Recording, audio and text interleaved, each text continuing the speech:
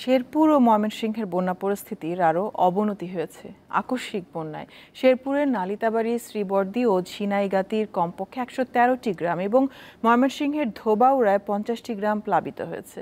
এদিকে ৫টি বিভাগে অতি ভারী বৃষ্টির পূর্বাভাস দিয়েছে আবহাওয়া অফিস। এতে পাহাড় ধসের আশঙ্কা করা হচ্ছে। ভারী বর্ষণ এবং পাহাড়ি ঢলে ভোগাই ও চেল্লাখালী নদীর বাঁধ ভেঙে আকস্মিক বন্যা দেখা দেয় শেরপুরে। সবচেয়ে খারাপ পরিস্থিতি নালিতাবাড়ি উপজেলায়। এছাড়া ঝিনাইগাতি ও শ্রীবর্দীর অন্তত ১৬টি ইউনিয়ন প্লাবিত হয়েছে। পানিবন্দী অবস্থায় রয়েছেন লাখো মানুষ। বন্যায় নালিতাবাড়ি উপজেলার প্রায় প্রতিটি ইউনিয়ন ক্ষতিগ্রস্ত হয়েছে এবং শতাধিক গ্রাম প্লাবিত হয়েছে। এতে ৫০,০০০-এর অধিক লোক আক্রান্ত হয়েছে। শেরপুরে বন্যার্তদের জন্য ত্রাণ বিতরণ করছে সেনাবাহিনী। এছাড়া স্থানীয় প্রশাসনের পক্ষ থেকেও সহায়তা করা হয়েছে।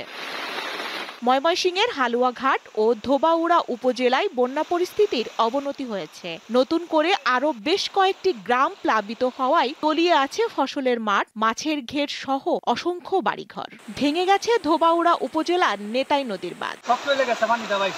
অনেক বড় হচ্ছে, অর্ধেকের বেশি তলানো অবস্থা। নৌকা না থাকায় মানুষের চলাচলে ব্যাপক ক্ষয়ক্ষতি হচ্ছে।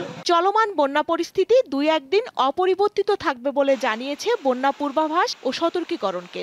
শেরপুর, জামালপুর, নেত্রকোনা, ময়মনসিংহ তো আগামী ২৪ ঘন্টার মধ্যে আমাদের যে বন্যা পরিস্থিতি চলমান রয়েছে তা অপরিবর্তিত বা স্থিতিশীল থাকতে পারে বলে আমাদের ধারণা করা হচ্ছে। আবহাওয়া অফিস জানায় দেশের ৫ বিভাগে ভারী থেকে অতি ভারী বৃষ্টি অব্যাহত থাকবে।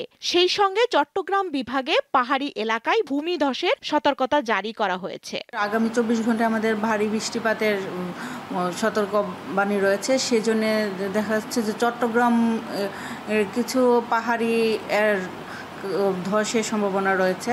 দেশের উপকূলীয় এলাকা, বঙ্গোপসাগর ও সমুদ্র বন্দরগুলোর উপর দিয়ে ঝোড়ো হাওয়া বয়ে যাওয়ার আশঙ্কায় চট্টগ্রাম, কক্সবাজার, মংলা ও পায়রা সমুদ্র বন্দরকে ৩ নম্বর স্থানীয় সতর্ক সংকেত দেখিয়ে যেতে বলা হয়েছে। স্বস্তিকা সিংহ, দীপ্ত, বার্তা কক্ষ।